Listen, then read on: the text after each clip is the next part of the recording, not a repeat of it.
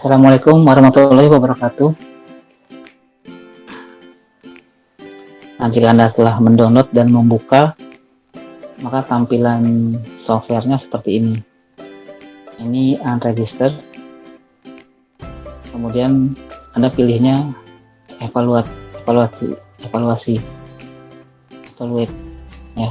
Kemudian sama seperti software OOP yang lain atau object oriented, maka tampilan dibagi 4 atau 5 ya. Tampilan dibagi 5.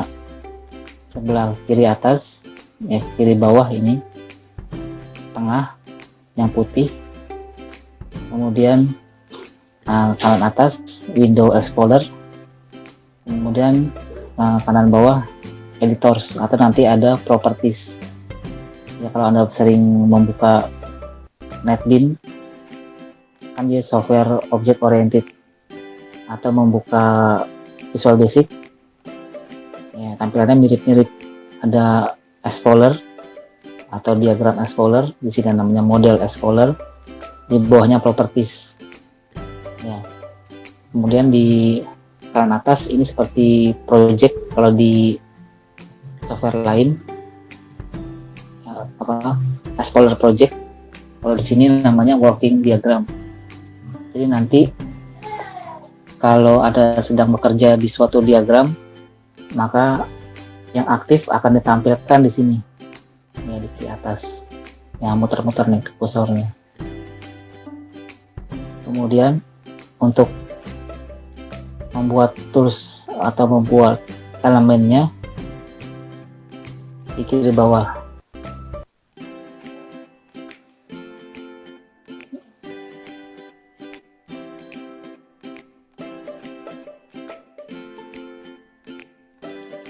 Jadi kalau sedang aktif kelas diagram, ya, karena begitu Anda install dan buka, yang aktif adalah kelas diagram. Ini adalah toolbox untuk kelas diagram. Ya. Nah, sampai sini kecepatan nggak? Atau lemot-lemot saya tampilan ini?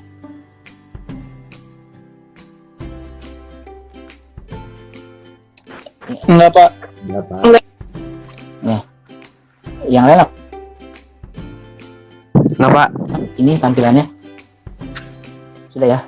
Nah, jadi saya pelan-pelan, mungkin saya juga lemot, takutnya di Anda juga lemot. Lemot karena laptop saya ini ya, bukan karena softwarenya. Nah, jika Anda tidak mau menggunakan model diagram ini, ya seperti halnya software lain, Anda tinggal klik kanan, delete from model. Ya. Kemudian jika Anda ingin menambah model seperti yang di modul, Anda klik model, kemudian klik add diagram. Nah, sambil coba. Ini saya pelan-pelan, takutnya nge-lag atau lemot. Tadi untuk menambahkan model diagram lain, misalkan seperti use case, activity diagram, atau yang lainnya, Anda klik kanan pada model di kanan atas, ya, pada model Explorer.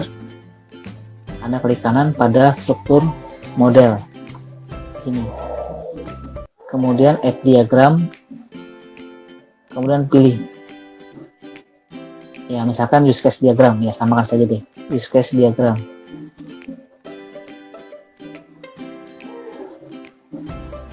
Nah, begitu use case diagram dipilih, sudah tampil satu di sini use case diagram. Nah, sampai sini apakah bisa mengikuti atau tampilan saya terlalu kecil di Anda? Atau gimana nih? Bisa, Pak. Saya Bisa, Pak. tampilan saya nggak terlalu kecil kan ya? Ini tampilan saya nggak terlalu Tidak, kecil Pak. kan? Tidak, Pak. Pas ya, pasti pas. Nah, jika Anda membuat model sistem, pastikan ada namanya, ya, model sistem e-learning atau sistem ada namanya, misalkan Siakat. Nah, Anda bisa rename untuk menyesuaikan dengan namanya. Untuk rename, Anda pilih satu, pilih klik sekali, maksudnya klik satu kali, kemudian di bawah sudah tampil properties atau karakteristik dari suatu objek, ya seperti di Visual Basic atau di software OOP lain, NetBeans, Anda juga kenal properties. Ya, tinggal ganti name-nya, misalkan apa misalkan nih? Ya, misalkan syakat tadi ya. Misalkan syakat. Kalau sudah, Anda tekan enter, nanti akan tersimpan name-nya syakat. Untuk mengenali diagram ini ada simbol ikonnya, yaitu orang nih. Kalau difokuskan melihatnya, berarti simbol ini adalah use case diagram. Kalau Anda lupa ingat, ya tambahkan saja di sini syakat atau use case syakat. Use case syakat. Jadi ini adalah diagram untuk use case syakat.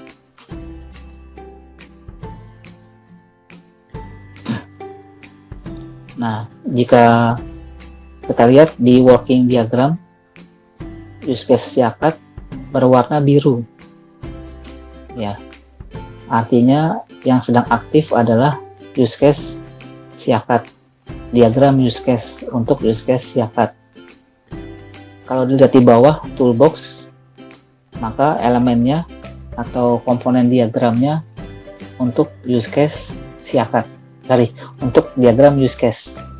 Ya, ada use case, ada aktor, ada frame, ada asosiasi, directed asosiasi, generalization, dependensi ya. Ini semua komponen yang digunakan untuk syakat. Ditambah satu komponen umum, annotation. Nah, ini pasti digunakan di semua diagram. Text, note, hyperlink, rectangle. Jadi tambahan anotasinya.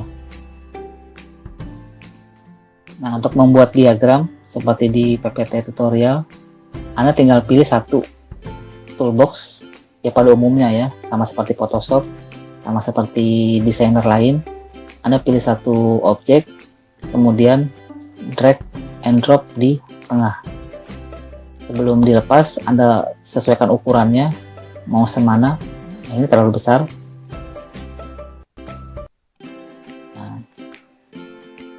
Kira-kira saja nanti mempengaruhi luas area yang Anda punya.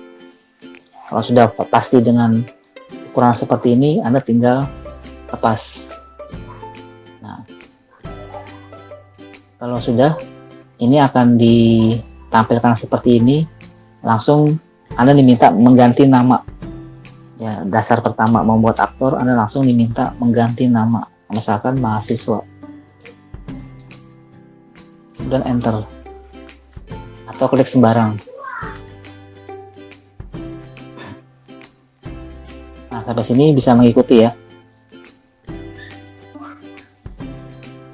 Bisa, Pak. Ya. Ya. Untuk membuat aktor yang banyak, kalau Anda sudah mengetahui jumlah aktornya ada 3 atau 4, Anda double klik pada aktor. Nanti akan ada lambang kunci atau gembok, gambar lock. Berarti sekarang komponen aktor dikunci. Anda tinggal klik sembarang saja di mana aktor itu akan muncul. Jadi kalau sudah tahu ada berapa aktor, atau Anda mau buat aktornya dulu sejumlah 4 buah, Anda tinggal lock aktor, kemudian klik di mana aktor itu mau ditempatkan. Ini kebanyakan ya, cuman coba. Nah, untuk menghapus sebenarnya bisa pakai delete, tapi untuk delete lihat ya di model explorer-nya tidak terhapus ya. Delete baru terhapus hanya pada lembar kerja yang di tengah. Ya, untuk menghapus aktor 4 misalkan, Anda tinggal klik kanan kemudian delete from model. Maka aktor 4 benar-benar telah terhapus. Jadi untuk menghapus diagram atau elemen diagram tidak cukup dengan delete pada model, pada tengah ya, pada tampilan di tengah. Tapi harus di delete di model spoiler. Tapi kalau aktor ini sedang berhubungan, terkoneksi dengan elemen lain, dilepas dulu elemennya, baru bisa di delete. Nah, misalkan selanjutnya kita atur tata letak aktor. Nah, di sini tutorialnya baru mendesain ya, belum tahu fungsi aktor apa, fungsi elemennya apa, karena belum masuk teorinya. Kalau dijelaskan sekarang, takutnya teknis desainernya atau penggambaran objek di StarUML-nya jadi kurang. Jadi kalau Anda tidak mengerti aktor dan lain-lainnya, ikuti aja ya. Menggambar aktor, menggambar use case, membuat koneksi, ya ikuti aja dulu. Nanti besok ya, berarti Kamis akan ada teori untuk use case diagram, atau malah untuk mungkin kelas besarnya teori tentang konsep object oriented programming ya. Di sini fokus belajar bagaimana desainernya dulu aja. Nah, untuk use case, pastinya kalau sudah ada 3 aktor akan tercipta banyak use case. Use case berarti job atau tugas dari masing-masing aktor. Nah, ini kita rename dulu biar punya bayangan ya. Siakat ada admin, siakat ada, misalkan ada prodi gitu ya, prodi. Nah, sekarang kebayangkan sistem siakatnya UPN lebih dapat dipahami. Ada mahasiswa, ada admin, ada prodi, mungkin tambah PA ya, cuma tadi udah dihapus ini aja ya, PA. Nah, untuk tugas-tugas atau peranan aktor dalam sebuah sistem pasti ada banyak. Untuk aktor mahasiswa dalam siakat banyak fasilitasnya ya.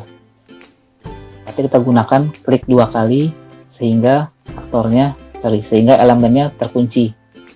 Mungkin mahasiswa ada 4 use case, klik saja 4 kali, 1, tapi agak ke bawah, 2, 3, 4. Prodi ada 3 misalkan, 1, 2, 3. Untuk admin ada 5, 1, 2, 3, 4, 5. Nah, setelah tergambar jumlah use case-nya, langkah selanjutnya ada rename. Double klik pada objek yang mau di rename. Sebenarnya langsung di sini bisa, atau pada properties juga bisa. Ya, di kanan bawah ini ada rename name properties, tapi biasanya kelamaan, langsung di sini aja. Mahasiswa dalam sistem siakat bisa apa aja, fungsi dan perannya. Sekarang lihat jadwal. Klik sembarang saja. Kemudian habis lihat jadwal, Anda bisa apa lagi? Lihat nilai ya, yang gampang aja dulu. Lihat nilai dan lain-lain gitu ya. Nah, untuk prodi kira-kira apa nih? Membuat KRS ya, atau membuka mata kuliah,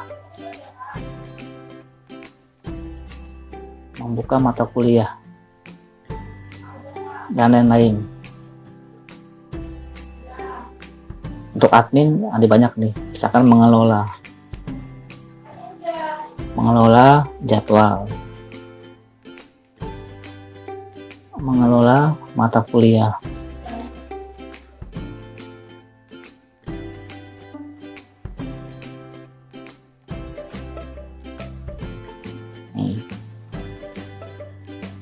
Jadi gambaran umum use case adalah menggambarkan aktor dan perannya.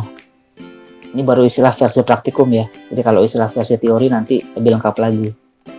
Jadi biar tidak tumpang tindih, Anda dijelaskan teori dan praktikum.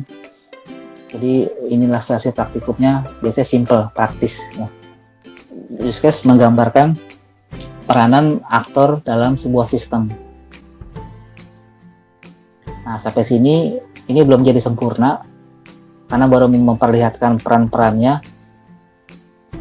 Kalau dilihat dari definisi sistem, semuanya harus bekerja sama ya. Masih ingat tidak waktu definisi sistem?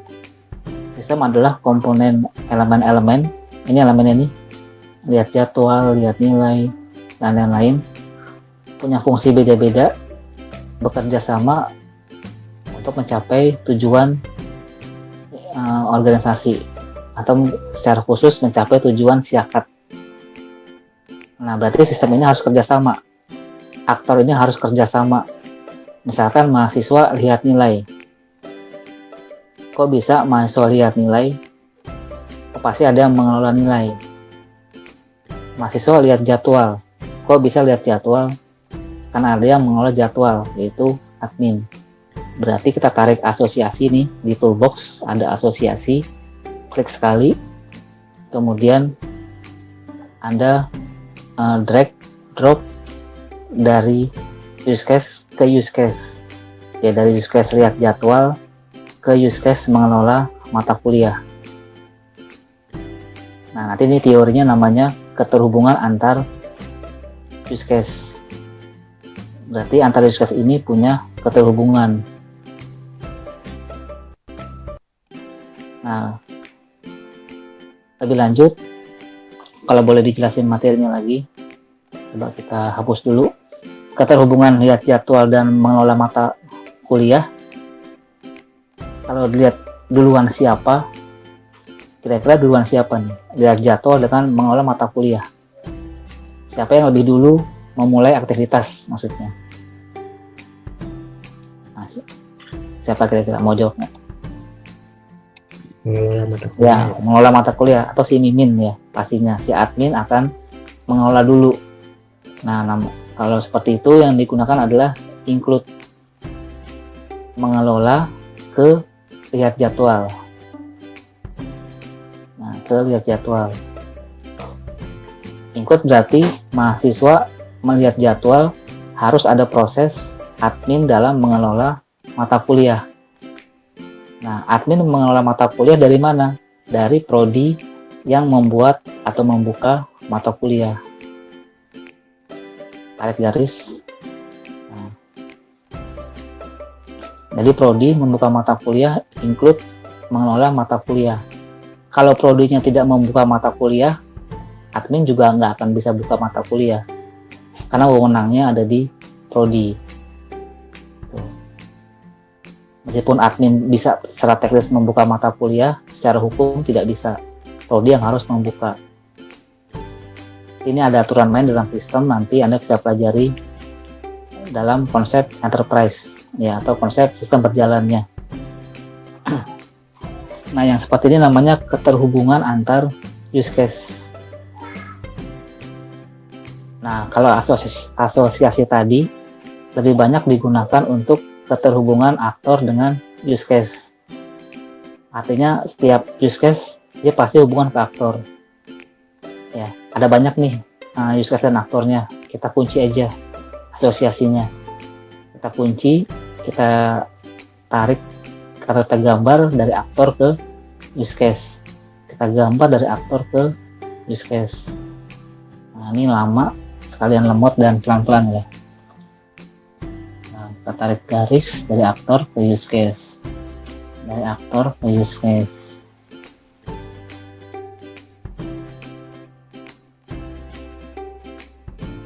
Ini aja ya, perwakilan aja ya, dengan semuanya. Jadi kalau ada sebuah use case, tugasnya aktor tarik garis gitu aja. Nah, ini tarik garis harus kena tengah objek ke tengah objek. Kalau tiba-tiba misalkan seperti ini nih, misalkan nggak kena ya, misalkan sampai sini, nah di error nih, invalid connection. Jadi harus kena tengah objek ke tengah objek. Jadi tengahnya use case di sini, di tengah aja sekalian biar pasti kena, dan tengahnya aktor di sini. Jadi biar koneksinya kena ya, terkoneksi. Nah, ini contoh menggambar diagram use case. Di sini kita hanya menggambar diagram aja. Ya sedikit banyak teorinya versi praktikum. Kalau versi teori nanti ada lagi lebih lengkap. Nah, setelah ini tantangan kedua, ya tantangan ya, karena kita desainer nih. Jangan sampai misalkan ada keterhubungan lain use case ke sini, use case 11 ke use case 13. Nah, ini bersilangan nih ya, bersilangan. Nah, tantangan lain bagaimana caranya tidak bersilangan. Apa ini dipindah dulu sebelah mana ya, atau ini dipindah di atas ya, atau ini ditarik ya, atau ini ditarik sini.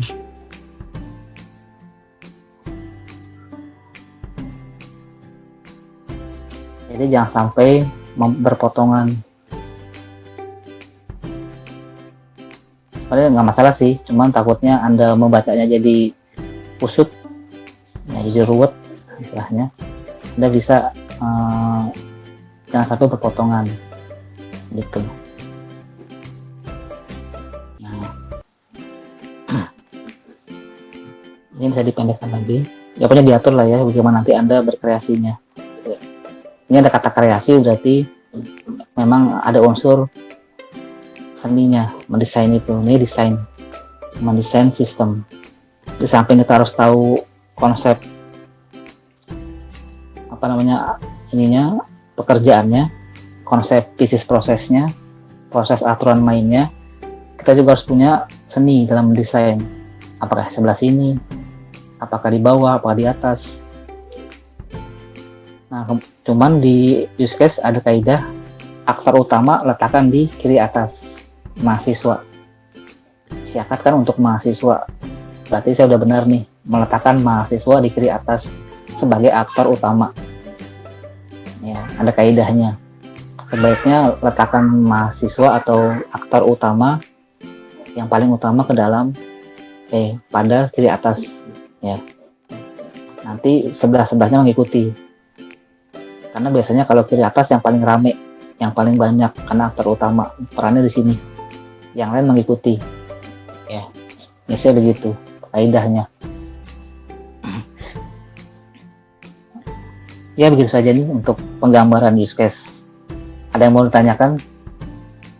Mungkin belum ya, karena konsep use case-nya juga belum dapat. Kita hanya menggambar saja dulu, menggambar diagram use case. Tapi sedikit banyak teorinya tadi tahu, aktor menggambarkan pelaku sistem, siapa saja yang terlibat dalam sistem. Untuk use case menggambarkan pekerjaan atau job atau fungsi dari seorang aktor. Kalau fungsi aktornya berhubungan dengan fungsi aktor lain, gunakan konektor include. Include lawannya ada extend di bawahnya ini. Include ada extend. Misalkan kalau digambar use case 10, deh. Use case lihat nilai, extend. Bentar ya. Pilih dulu ininya. Misalkan lihat nilai, ada extend ke use case 10. Ya kita nggak tahu apa ya. Kita gambarkan misalkan lihat nilai, extend terus use case 10. Ini artinya use case 10 dikerjakan, kemudian lihat nilai menjadi dapat di extend atau diperluas menjadi use case 10. Artinya use case 10 dapat dikerjakan ataupun tidak. Jadi gampangnya opsional. Opsional. Jadi yang mana duluan, lihat garisnya. Ini menuju sana. Ya. Jadi kalau kayak kita beli, memesan burger, pilih paket A. Tapi saya mau extra cheese, ya, di extend. Apa yang di extend? Harganya. Terus tambah cheese-nya. Kan nggak setiap orang mau extra cheese misalkan. Atau extra cola. Ditambah harganya, ditambah kolanya gitu. Jadi lihat nanti keterhubungannya. Ya, inilah yang kita praktekkan, mendesain sebuah sistem. Dalam mendesain sebuah sistem minimal membutuhkan 4 diagram, 4 jenis diagram, bukan 4 buah ya, 4 jenis diagram. Pertama diagram use case, yang ini. Yang kedua diagram activity. Nah, kalau mau lihat sekedar lihat activity, Anda klik model, kemudian klik kanan model, klik add diagram, pilih activity diagram. Activity diagram. Nah, activity diagram dibuat berdasarkan sebuah case atau dua buah case. Misalkan ada case lihat jadwal. Bagaimana sih caranya mahasiswa lihat jadwal di Siakat?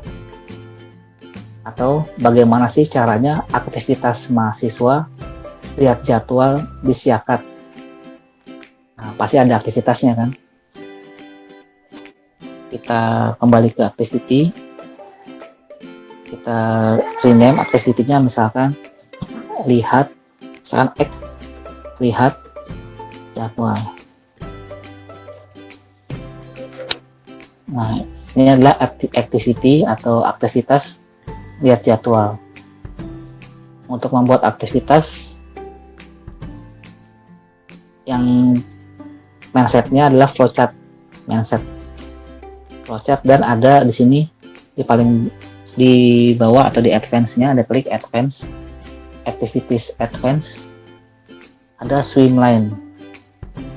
Swimline ini area renang ya, swim kan berenang, area renang atau rute berenang. Artinya kita ini aja, kita kunci, kita pasti membutuhkan minimal dua untuk beraktivitas, atau mungkin 3 boleh, tergantung nanti ada berapa orang atau bagian yang terlibat. Misalkan di sini swimline pertama pasti aktor, yaitu mahasiswa, karena yang melihat jadwal adalah mahasiswa.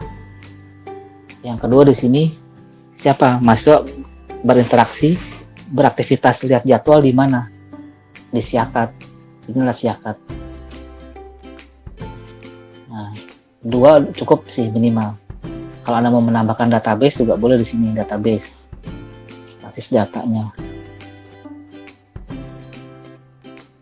Nah, ini sebaiknya ini rapat ya. Besarnya sesuai dengan kebutuhan teks, tapi antar swimline-nya rapat. Jadi tidak ada kolom yang sia-sia. Nanti kertasnya sayang ya kalau sia-sia. Ini dirapatkan saja nggak apa-apa.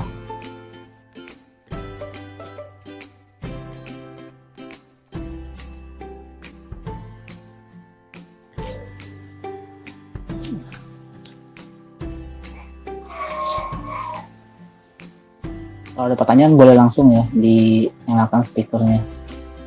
Lagi berusaha merapatkan. Ya. Kembali lagi ya, kira-kira gitu ya. Karena lemot jadi susah merapatkan ini. Ini sebaiknya rapat seperti ini. Nah, kemudian kita coba casan dulu ya. Kemudian seperti flowchart pasti ada, lihat di toolbox ya, pasti ada start dan finish, mulai atau akhir. Di sini namanya inisial dan final. Inisial, siapa yang memulai duluan antara 3 streamline ini? Mahasiswa. Sistem nggak akan mulai kalau tidak ada human-nya, IMK ya, kalau tidak ada human-nya.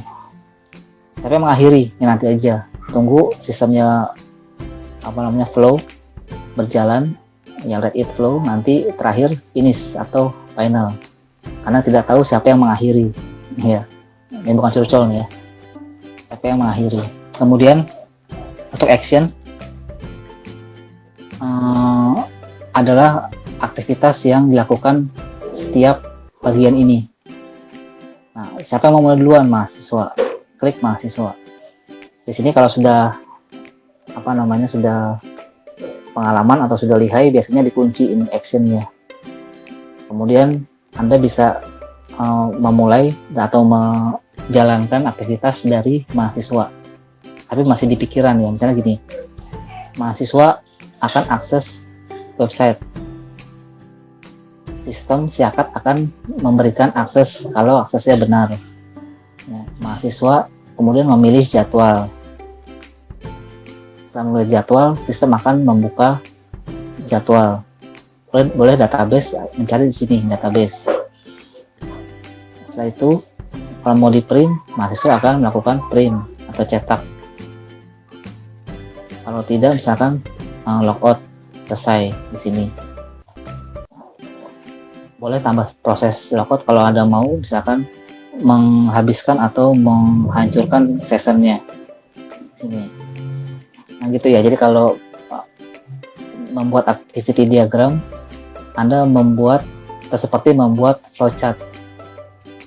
Biasanya kalau sudah lihai atau sudah pengalaman, dikunci itu actionnya. Nah sekarang tinggal dipastikan, tinggal di rename. Mahasiswa mengakses website. Nah, bagaimana cara mahasiswa mengakses website? Itu dengan login, ya kan? Dengan login.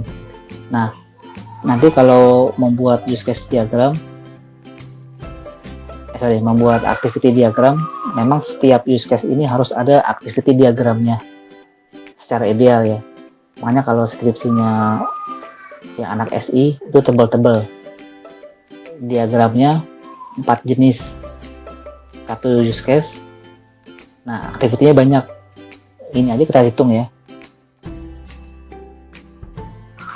4, 5, 6, 7, 8, 9, 10, 11, 12. Ada 12 use case.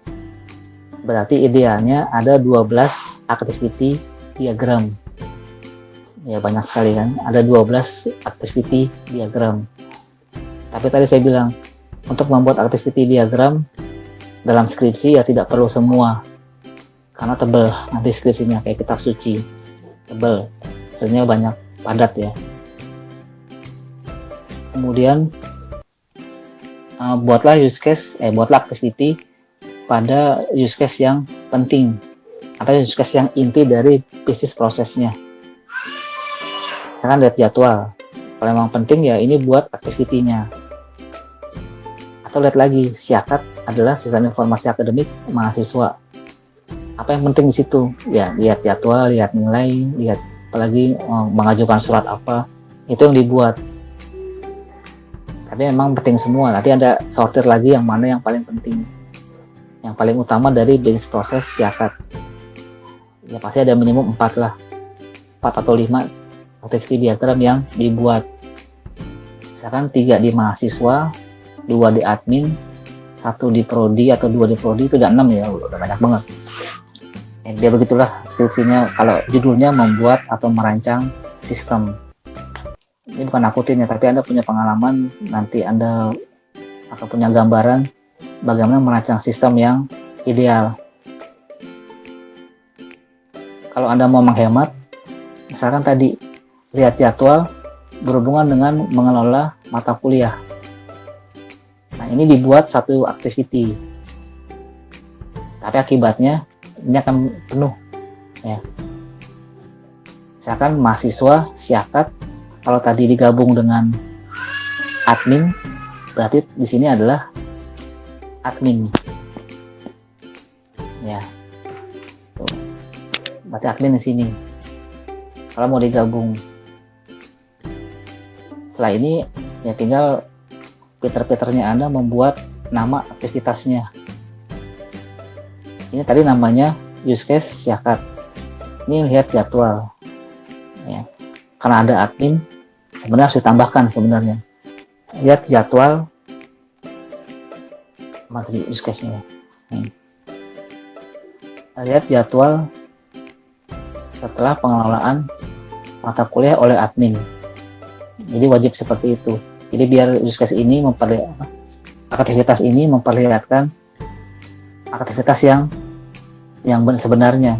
Kalau digambarkan lihat jadwal sampai ke admin, ya name dari diagramnya juga harus seperti itu. Mahasiswa lihat jadwal dan admin mengelola mata kuliahnya, minimal seperti itu. Kalau mau digabung ke prodi gimana yang tadi? ini, ya silakan aja. Kalau Anda kuat nanti bikin diagramnya. Semakin kompleks, semakin banyak. Ini belum dihubungkan ya. Misalkan kita hubungkan dengan control flow seperti flowchart. Pasti Anda tahu begini ya. Start ke sini, setelah ke sini panahnya, setelah itu ke sini, setelah ini ke sini. Ya, jadi kayak flowchart yang memang ini flow, ini control flow ke sini, ini ke sini. Nah, semakin banyak kegiatan pasti semakin kompleks ya, tergantung Anda nih nanti mau mendesain yang seperti apa. Terakhir ternyata finish, final. Nah, sebelum final ya kasih garis juga menandakan ini setelah final. Nah, jangan lupa kalau sudah berakhir di sini, swim lane-nya ditutup sampai ke finish.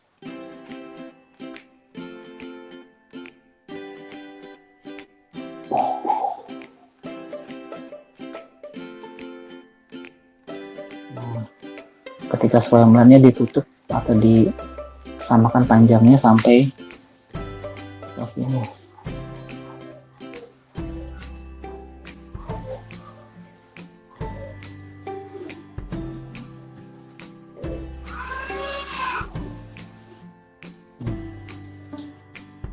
Nah, gitulah ya.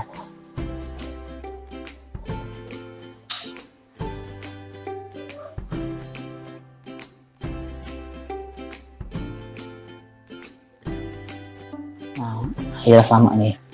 Ini dia diagram activity.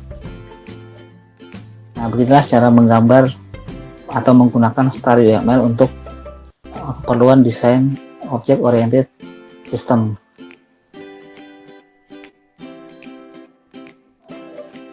Nah, setelah ini untuk dasar sebagai file, Anda bisa simpan dan bisa ekspor seperti yang di tutorial PowerPoint. Untuk menyimpan, Anda tinggal klik file, kemudian save. Seperti biasa ya, file simpan dokumen, atau memilih ekspor sebagai gambar, file gambar, JPEG, PNG, atau yang lain. Setelah jadi gambar, Anda bisa import atau masuk insert ke dalam pengolahan kata yang lain, misalkan Microsoft Word atau yang lain.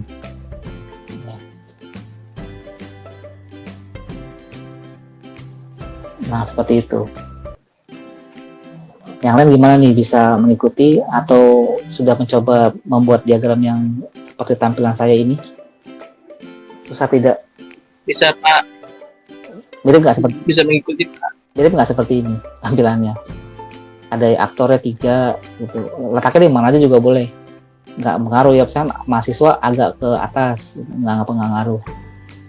Tapi secara desain ini kepanjangan gitu ya. Jadi dekatkan saja. Jadi dicoba nggak maksudnya mendesain 3 aktor, membuat use case, menghubungkan use case, extend, include, gitu. Membuat activity, misalkan. Yang penting bisa membuat mirip seperti ini dulu. Secara teknis benar atau salah sesuai sistem SIACAT itu nomor 2 nanti. Karena kita baru mau belajar bagaimana menggunakan Star UML. Gitu. Gimana penggunaan Star UML-nya? Mudah atau sulit? Masih standar ya, karena masih baru pertama kali.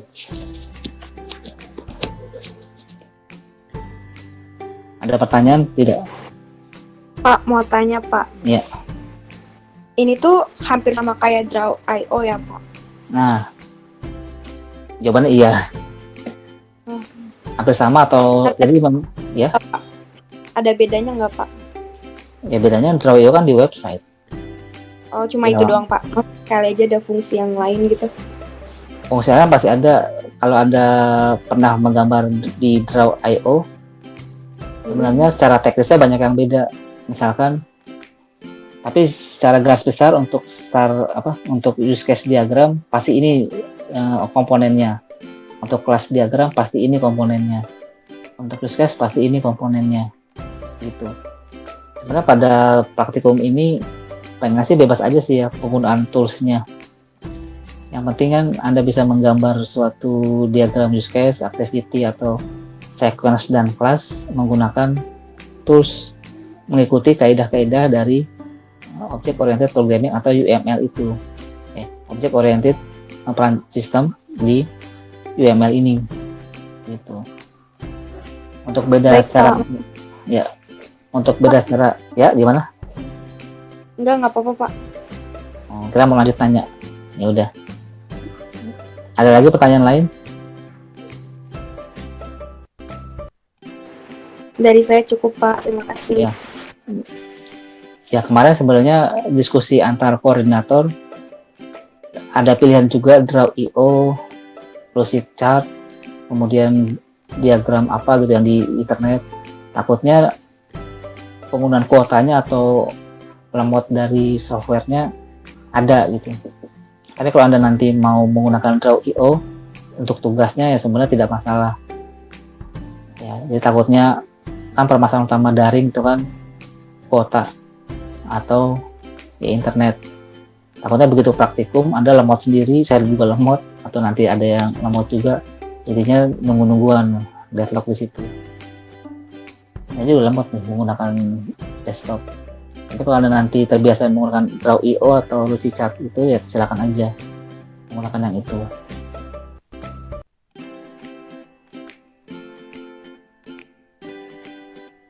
Untuk kekurangan StarUML pastinya berbayar nih. Ini versi evaluasi, versi evaluate-nya unregistered. Kalau mau yang berbayar ya harus bayar lah. Gitu. Atau di kelas ini mau menggunakan apa? Mayoritas software tools yang berbasis website atau menggunakan StarUML atau kemarin Enakan StarUML. ya enakan StarUML karena ya seperti ini. Kalau yang website kan tadi belum lagi ada kecepatannya kan, kecepatan internet. Makanya kemana saya sarankan Iya, Pak. di koordinator pakai yang desktop aja gitu biar malam-malam bisa menggambar gitu. Oke, ada pertanyaan lain dari sisi teknis apa StarUML atau ini kalau Anda sudah bisa menggambar ini disimpan boleh ya untuk kenang-kenangan atau nanti kalau lupa cara menggambarnya bisa lihat lagi gitu. Disimpan filenya. Nanti filenya akan berekstensi apa? MDJ ya. Coba kita simpan file save.